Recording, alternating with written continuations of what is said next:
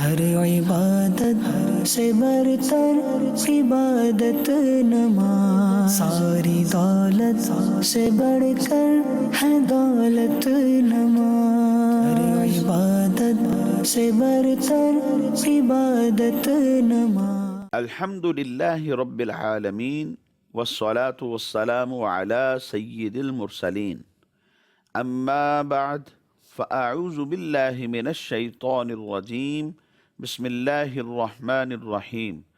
الصلاة والسلام عليك يا رسول الله وعلى آلك وأصحابك يا حبيب الله.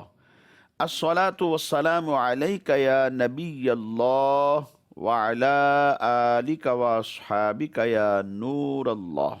حضرت عمر بن خطاب رضی اللہ تعالی عنہ نے ارشاد فرمایا، ان الدعاء موقوف بین السماء والارض، بے شک جو دعا ہے یہ آسمان اور زمین کے درمیان میں ٹھہری رہتی ہے۔ کب تک؟ ارشاد فرماتے ہیں حتی تصلی علی نبیک صلی اللہ علیہ وسلم، یہاں تک کہ تو اپنے نبی صلی اللہ تعالی علیہ وآلہ وسلم پر درود بھیجے۔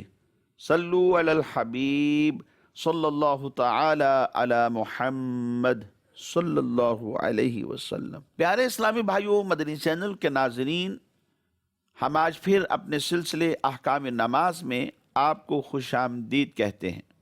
بیان سننے سے پہلے اچھی اچھی نیتیں بھی فرما لیجئے کہ فرمان مصطفیٰ صلی اللہ علیہ وسلم ہے، نیت المؤمن خیر من عملہ، مومن کی نیت اس کے عمل سے بہتر ہے۔ مدنی چینل کے ناظرین، یہ دنیا دارالعمل ہے اور جو آخرت ہے وہ اس کی جزا ہے۔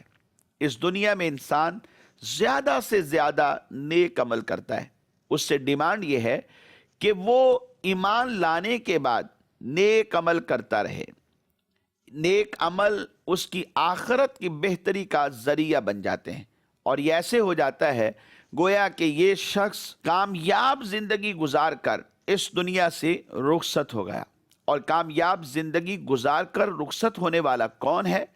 قرآن یہ کہتا ہے فَمَنْ زُحْزِحَ عَنِ النَّارِ وَأُدْخِلَ الْجَنَّةَ فَقَدْ فَازَ، جو جہنم کی آگ سے دور کر دیا گیا اور جنت میں داخلے کا مستحق ٹھہرا، فرمایا وہی شخص کامیاب ہے۔ اس حوالے سے ایک حدیث مبارک عرض کرتا ہوں۔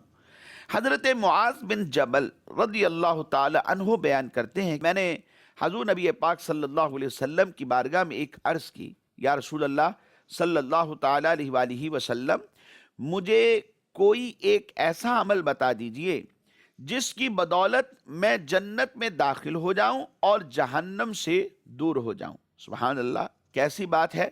قرآن کہتا ہے کہ جو جہنم کی آگ سے دور کر دیا گیا اور جنت میں داخلے کا مستحق ٹھہرا وہ کامیاب ہے۔ اور یہاں پر حضرت معاذ بن جبل رضی اللہ تعالی عنہ نبی پاک صلی اللہ علیہ وسلم کی بارگاہ میں جو سوال کر رہے ہیں، وہ سوال ایسا ہے کہ جو ہمیں جہنم کی آگ سے دور کرانے اور اس کے ساتھ ساتھ جنت کا مستحق ٹھہرانے کے بارے میں ہماری رہنمائی کر سکتا ہے۔ حضور نبی پاک صلی اللہ علیہ وسلم نے فرمایا، اے معاذ، تم نے ایک بہت بڑی بات کہی ہے، یعنی یہ بڑا اہم سوال ہے جو تم نے آج مجھ سے پوچھا ہے، لیکن اللہ تبارک و تعالی جس کے لیے آسان کر دے یہ اس کے لیے آسان ہے۔ اور پھر حضور نبی پاک صلی اللہ علیہ وسلم نے اس کا جواب دیتے ہوئے ارشاد فرمایا، اللہ کی عبادت کرو، اس کے ساتھ کسی کو بھی شریک نہ ٹھہراؤ، نماز کو قائم کرو، زکوٰۃ کو ادا کرو، رمضان کے روزے رکھو اور اللہ کے گھر کا حج کرو۔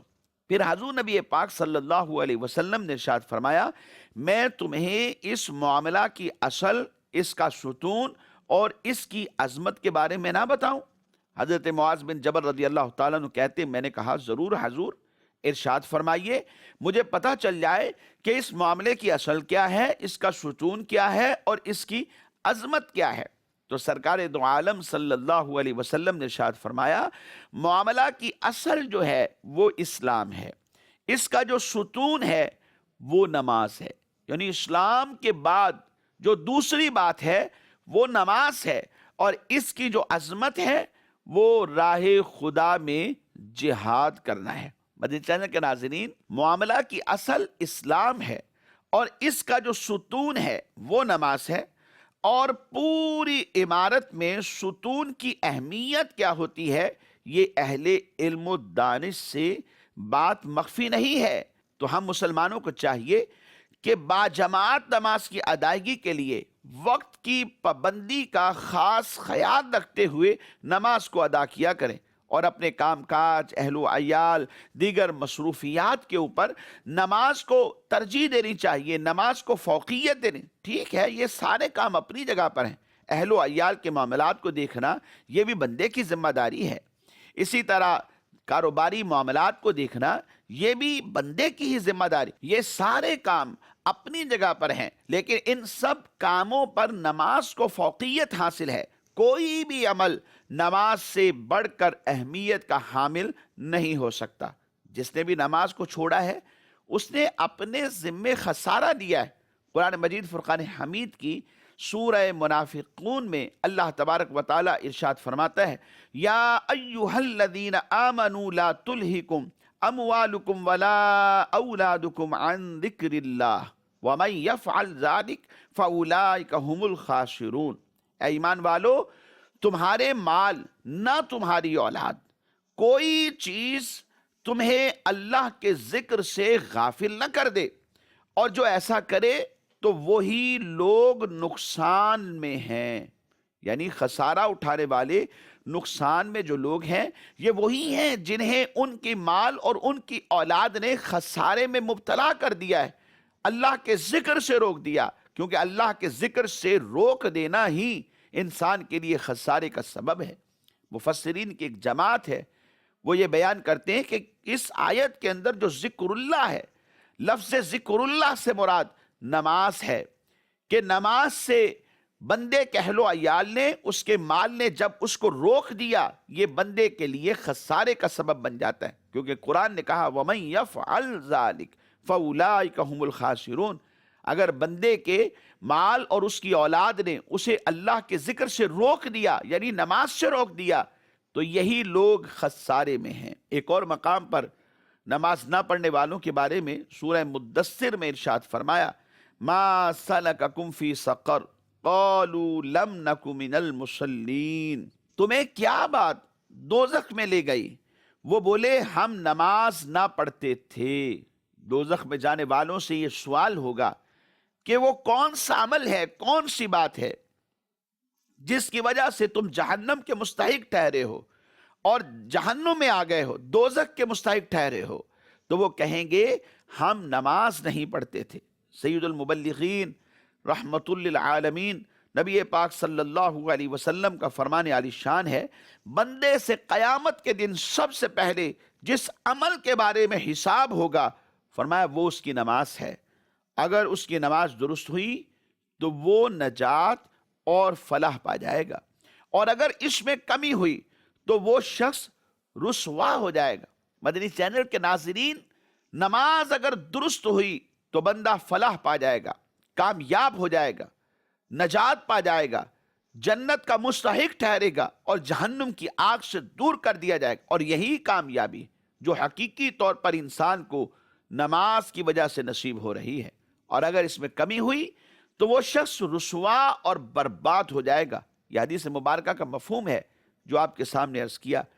یوں ہی احادیث مبارکہ میں نماز کا طریقہ، نماز پڑھنے کے فضائل اور نہ پڑھنے کی وعیدیں بہت ساری احادیث کے اندر بیان کی گئی ہیں، اور ان احادیث کو پڑھ کر بخوبی نماز کی اہمیت کا اندازہ لگایا جا سکتا ہے۔ سرکار دو عالم صلی اللہ علیہ وسلم نے ارشاد فرمایا، اللہ تبارک و تعالی نے بندوں پر 5 نمازیں فرض فرمائی ہیں، جس نے انہیں ادا کیا اور ان کے حق کو معمولی جانتے ہوئے ان میں سے کسی کو ضائع نہیں کیا، تو اللہ تبارک و تعالیٰ کے ذمہ کرم پر ہے کہ اس کے لیے وعدہ ہے کہ وہ اسے جنت میں داخل فرما دے گا۔ یعنی اللہ رب العزت نے اس بندے کے ساتھ وعدہ کر لیا ہے کہ اسے خالق کائنات اپنے فضل و رحمت کا صدقہ جنت عطا فرمائے گا۔ اور جس نے انہیں ادا نہ کیا تو حدیث میں فرمایا تو اس کے لیے اللہ تبارک و تعالیٰ کے ذمہ کرم پر کوئی بھی عہد نہیں ہے، اسے چاہے تو عذاب دے اور چاہے تو جنت میں داخل کر دے، وہی مالک و مختار ہے۔ مدنی چینل کے ناظرین، آئیے اب احکام صلاۃ کا سلسلہ شروع کرتے ہیں تاکہ ہمارے اس سلسلے میں بعض ایسے مسائل کو ہم شامل کر لیں کہ جن کے ذریعے سے ہم نماز کی کما حق رعایت رکھ کے صحیح طریقے سے ادا کر کے اپنی نمازوں کو بچا سکیں۔ گزشتہ سلسلے میں ہم بات کر رہے تھے مکروہات صلاۃ کے بارے میں، یعنی وہ چیزیں کہ جن کا نماز میں کرنا مکروہ ہے۔ چند ایک مسائل اس حوالے سے بیان کیے گئے تھے۔ آئیے آج کے سلسلے میں بھی چند نماز کے مکروہات کو شامل کرتے ہیں۔ سب سے پہلے مسئلہ ہم عورتوں کے حوالے سے ذکر کرتے ہیں کہ نماز میں اگر ساڑی پہن کر نماز ادا کی جائے تو کیا اس طرح نماز ہو جاتی ہے؟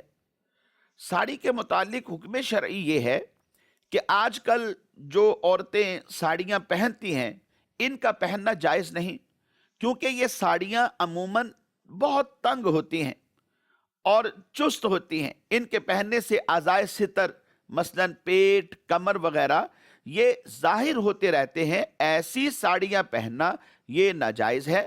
حدیث مبارکہ میں ایسا لباس پہننے والی عورتوں کے متعلق سخت وعید ارشاد فرمائی گئی۔ اس مسئلے کی جو وضاحت ہے، یہ ستر عورت یعنی جن اعضائے بدن کا چھپانا فرض ہوتا ہے، لازم ہوتا ہے، ان کے ظاہر ہونے کے اعتبار سے بیان کیا جاتا ہے اور اس کی پھر مختلف صورتیں بن جاتی ہیں۔ ہاں اگر ساڑی ایسی ہو کہ جس کے پہننے سے مکمل بدن چھپ جاتا ہے، بال وغیرہ جو اعضاء ہیں یہ جو ستر کے ساتھ تعلق رکھتے ہیں، ان تمام اعضائے ستر کا اظہار نہیں ہوتا، بلکہ پردے کے جتنے بھی معاملات ہیں تمام شرعی تقاضے پورے کر کے پردہ کیا جاتا ہے، تو ایسی ساڑیوں کا پہننا پھر جائز ہوگا، اور اگر ان میں نماز بھی پڑھی جائے تو پھر نماز بھی ہو جائے گی۔ مزید مکروہات صلاۃ میں فقہاء کرام نے یہ بھی بیان کیا کہ نماز میں کپڑے یا داڑھی یا بدن کے ساتھ کھیلنا یہ بھی مکروہ ہے۔ بعض لوگوں کو دیکھا جاتا ہے وضو کر کے آتے ہیں اور پانی داڑھی کے اندر موجود ہوتا ہے، بار بار اپنی داڑھی کو کھیلتے رہتے ہیں، یا پھر یہ ہے کہ اپنی آستینیں چڑھائی ہوئی تھی اب ان کو نیچے کرتے رہتے ہیں، یا پھر چہرے کے اوپر پانی ہے تو اس پانی کو صاف کرتے رہتے ہیں، یا پھر اپنے کپڑوں کے ساتھ کھیل رہے ہوتے ہیں، یا پھر سر کے بالوں کو سنوارتے رہتے ہیں، کبھی بال اس طرف کیے، کبھی اوپر کیے، کبھی بار بار کانوں کے پاس سے ان بالوں کو ہٹا لیا۔ تو اس طرح نماز میں کرنا یہ ایک عبث کام ہے۔ حدیث مبارک میں نبی کریم صلی اللہ علیہ وسلم نے ارشاد فرمایا کہ بے شک اللہ تبارک و تعالی نے تمہارے لیے 3 چیزوں کو مکروہ فرمایا ہے، اور ان میں سے ایک چیز العبث فی الصلاۃ، یعنی نماز میں کھیلنا یہ اللہ تبارک و تعالیٰ کو سخت ناپسند ہے۔ اور ایک حدیث مبارک میں نبی پاک صلی اللہ علیہ وسلم نے ایک آدمی کو دیکھا کہ جو نماز کی حالت کے اندر اپنی داڑھی سے کھیل رہا تھا۔ سرکار دو عالم صلی اللہ علیہ وسلم نے ارشاد فرمایا اگر اس کے دل کے اندر خشوع ہوتا تو اس کے جو اعضاء ہیں وہ پھر پرسکون ہوتے۔ اعضاء پرسکون نہیں ہے، بار بار اعضاء کو حرکت دے رہا ہے، کبھی کندھے پہ ہاتھ لگایا، کبھی ادھر لگایا، کبھی داڑھی کے ساتھ کھیل رہا ہے، اور کبھی اپنے چہرے کے ساتھ پانی کو صاف کر رہا ہے۔ فرمایا کہ یہ چونکہ اپنی داڑھی کے ساتھ اپنے وجود کے ساتھ کھیل رہا ہے، تو اس وجہ سے فرمایا کہ اس کے دل کے اندر نماز کے دوران خشوع موجود نہیں ہے۔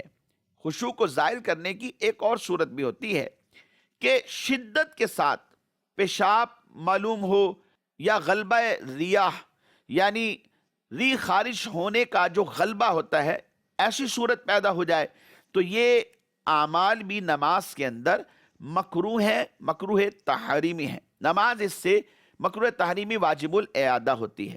حدیث مبارک میں فرمایا کہ جب جماعت قائم ہو جائے اور کسی کو بیت الخلاء جانا پڑے تو پہلے وہ بیت الخلاء جائے، یعنی اس بات کو ترجیح دے کہ شدت کے ساتھ ری کا مسئلہ ہے یا پیشاب کی شدت ہے تو پہلے یہ بیت الخلاء چلا جائے، واش روم چلا جائے، اور وہاں جا کر ان چیزوں سے اپنے آپ کو دور کرے اور پھر اس کے بعد یہ آ کر کے نماز کے لیے کھڑا ہو جائے۔ بندے کو یا نمازی کو یہی کیفیات اگر نماز شروع کرنے سے پہلے ہے، پیشاب کی حاجت ہے یا پھر اس کو ری کا غلبہ ہے اور یہ نماز سے پہلے ہی اس کی کیفیات بن گئی ہیں، تو ایسی صورت میں فقہا یہ لکھتے ہیں کہ پہلے یہ غور کیا جائے گا کہ آیا وقت میں وسعت ہے، یعنی یہ واش روم جا کر ان چیزوں سے خلاصی پا کر آ کر وقت کے اندر اندر نماز ادا کر لے گا، وقت میں ایسی وسعت موجود ہے، تو پھر نماز شروع کرنا ہی ممنوع اور گناہ کام ہے۔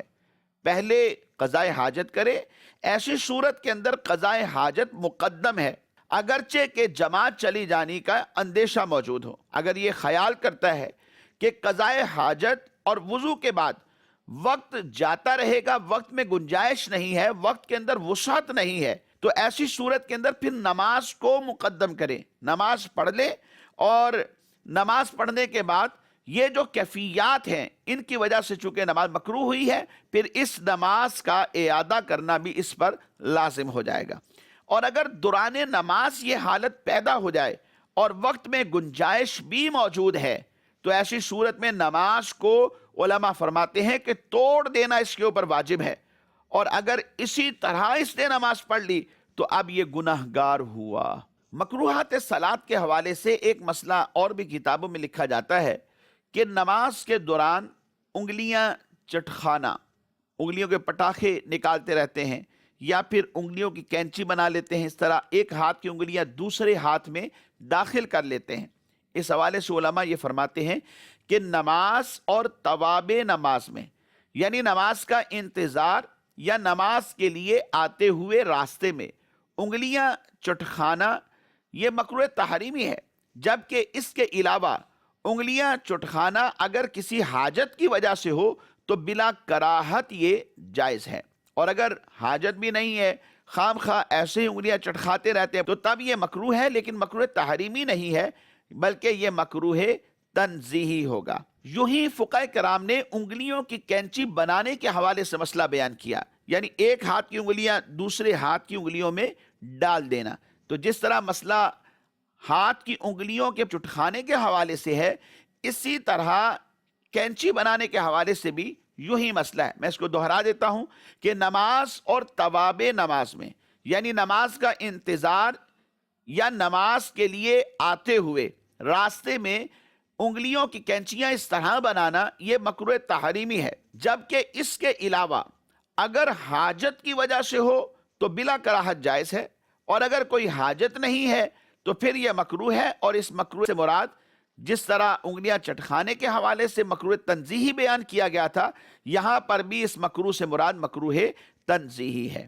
کمر پر ہاتھ رکھنا نماز کے دوران یہ مکروہ تحریمی ہے، نماز کے علاوہ بھی کمر پر ہاتھ رکھنے سے بچنا ہی چاہیے۔ آئیے مدنی چینل کے ناظرین، اب ہم اپنے سلسلے میں ریکارڈڈ سوالات شامل کرتے ہیں۔ میرا سوال یہ ہے، کیا تہجد کی نماز کے لیے وتر کی نماز چھوڑنا ضروری ہے؟ تہجد کی نماز پڑھنے کے لیے عشاء کے جو وتر ہیں انہیں چھوڑ دینا اور پھر انہیں تہجد کے وقت میں اٹھ کر ادا کرنا یہ ضروری نہیں ہے، لازمی نہیں ہے۔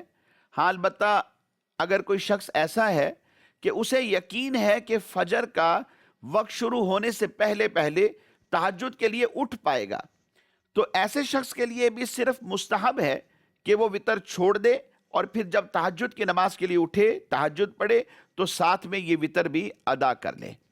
اور اگر کسی شخص کو اٹھنے یا نہ اٹھنے کے حوالے سے شک ہو اور یقینی کیفیت نہ ہو کہ میں فجر کا وقت شروع ہونے سے پہلے اٹھ پاؤں گا، تو ایسے کے لیے حکم یہ ہے کہ یہ نماز عشاء کے ساتھ ہی وتر ادا کر لے، اور پھر اگر اس کی آنکھ کھل گئی تو نماز فجر سے پہلے یہ اٹھ کر اپنی تہجد کی نماز یہ پڑھ سکتا ہے۔ تو یہ بات ذہن میں رہے کہ تہجد کی نماز پڑھنے کے لیے وتر کا چھوڑ دینا یہ شرعاً کوئی ضروری عمل یا لازمی عمل نہیں ہے۔ اگلا سوال چلائیے۔ میرا مفتی صاحب کی بارگاہ میں یہ سوال ہے کہ زید نے تہجد کی نماز وقت کے اندر شروع کر دی، لیکن اس کا سلام فجر کا وقت شروع ہونے کے بعد پھیرا، تو اس کی نماز کا کیا حکم ہے؟ سب سے پہلے یہ بات ذہن میں رکھیے کہ تہجد کا وقت کب سے کب تک ہے۔ نماز عشاء پڑھنے کے بعد سے صبح صادق تک تہجد کا وقت ہے، اور نماز عشاء پڑھنے کے بعد سونا یہ تہجد کے لیے شرط ہے۔ کسی شخص نے نماز عشاء پڑھنے کے بعد آرام کیا یعنی سو گیا، پھر اس کے بعد صبح صادق سے پہلے یہ اٹھ کر نماز تہجد ادا کرنے لگا، نفل ابھی وقت میں ہی شروع کیے تھے، جب سلام پھیرا تو پتہ چلا کہ تہجد کا وقت ختم ہو چکا تھا، تو ایسی صورت میں بھی فقہاء نے کتابوں میں لکھا کہ اس کی نماز تہجد ہو گئی۔ جی اگلا سوال چلائیے۔ مفتی صاحب کی بارگاہ میں میرا سوال یہ عرض ہے کہ بے وضو اگر کوئی نماز پڑھ لے، بعد میں یاد آئے کہ وضو تو تھا ہی نہیں، تو اب وہ کیا کرے؟ اگر اسی نماز کا وقت باقی ہو تو دوبارہ پڑھ لے، اور اگر وقت نکل چکا ہو تو کیا قضا پڑھے؟ بغیر وضو کے کوئی بھی نماز ادا کی تو یہ نماز نہیں ہوتی۔ اس کی وجہ یہ ہے کہ نماز کی جو بنیادی شرائط ہیں ان میں سے ایک شرط طہارت ہے، لہٰذا بھول کر اگر کسی سے ایسا ہو جائے اور وقت بھی ابھی باقی ہے تو وضو کر کے دوبارہ یہ نماز ادا کر لے، اور اگر یہ وقت نکل چکا ہے اور ایسی نماز فرض ہے یا وتر ہے تو فرض یا وتر ہونے کی صورت میں قضا کی نیت سے اب یہ دوبارہ پڑھنا اس کے اوپر لازم ہے۔ لیکن یہ بات ذہن میں رکھیے، جان بوجھ کر ایسا کرنا یہ جائز نہیں ہے کہ وضو ہے نہیں اور جان بوجھ کر نماز کے لیے کھڑے ہو گئے، یہ سخت گناہ کا کام ہے۔ بلکہ اگر نماز کی تحقیر کی نیت ہوئی خدا نخواستہ تو ایسی صورت میں فقہ اسلام نے لکھا کہ یہ عمل کفر ہے۔ لیکن مسلمان سے خیر ایسا تصور نہیں ہوتا، جان بوجھ کر ایسا کرنا یہ بالکل بھی جائز نہیں، سخت گناہ ہے۔ بھول کر اگر ایسا ہوا ہے تو پھر یہ گناہ بھی نہیں ہوگا، اور جو صورتیں بتائی گئی ہیں اس کے مطابق عمل کر کے نماز کو پڑھا جا سکتا ہے۔ مدنی چینل کے ناظرین، ہمارا آج کا وقت اختتام کو پہنچا۔ آئندہ تک کے لیے اجازت دیجیے، دعا گو ہیں اللہ کریم ہم سب کی حاضری اپنی بارگاہ میں قبول فرمائے، ہم سب کو عمل کی توفیق بھی نصیب فرمائے، آمین بجاہ النبی الامین صلی اللہ تعالی علیہ وآلہ وصحبہ وبارک وسلم۔ ہر عبادت سے برتر عبادت نماز، ساری دولت سے بڑھ کر ہے دولت نماز، ہر عبادت سے برتر عبادت نماز۔